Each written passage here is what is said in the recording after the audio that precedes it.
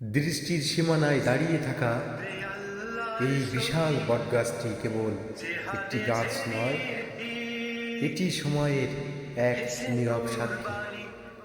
প্রায় 200 থেকে 250 বছর ধরে এই বটগাছটি এভাবেই দাঁড়িয়ে আছে। যখন এই গাছের জন্ম হয়েছিল তখন পৃথিবীটা ছিল অন্যরকম। কত প্রজন্ম এই ছায়া জিরিয়ে নিয়েছে, কত ইতিহাস বদলে যেতে দেখেছে।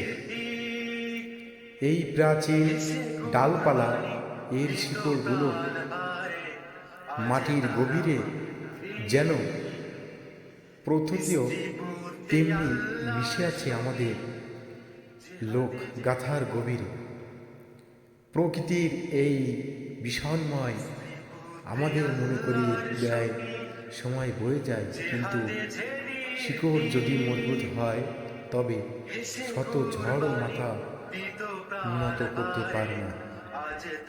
আমাদের ঐতিহ্যর এই জীবন্ত দলিলটি টিকে থাকুক আরও বহু বছর।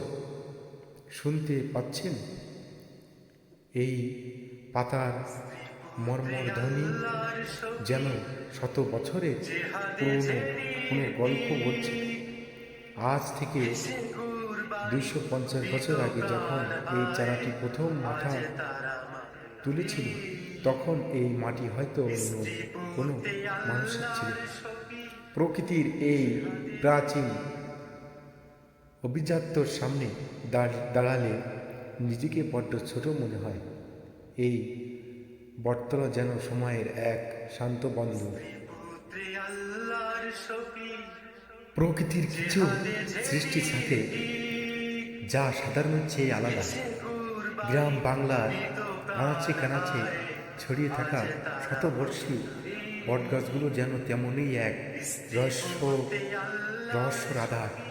কিন্তু আপনি কি জানেন, এই গাছের একটি ডাল কাটার দায়ে একটি সাজানো গোছানো পরিবার নিমেষেই ধ্বংস হয়ে গিয়েছিল।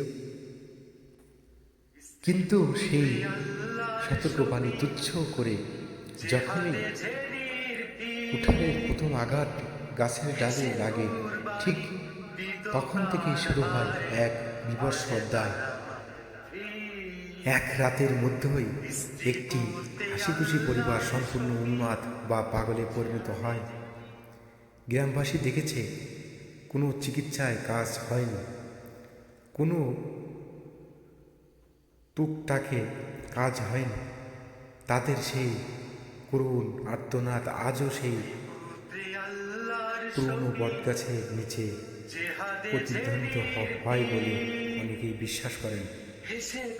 এমন ধরনের বাস্তব ঘটনা যেন আমরা কতই না বই পুস্তকে পড়েছি, তবে এটাই বাস্তবতা, এটাই আসল রহস্যময়। আজকের ভিডিওতে এতটুকুই তুলে ধরার চেষ্টা করলাম।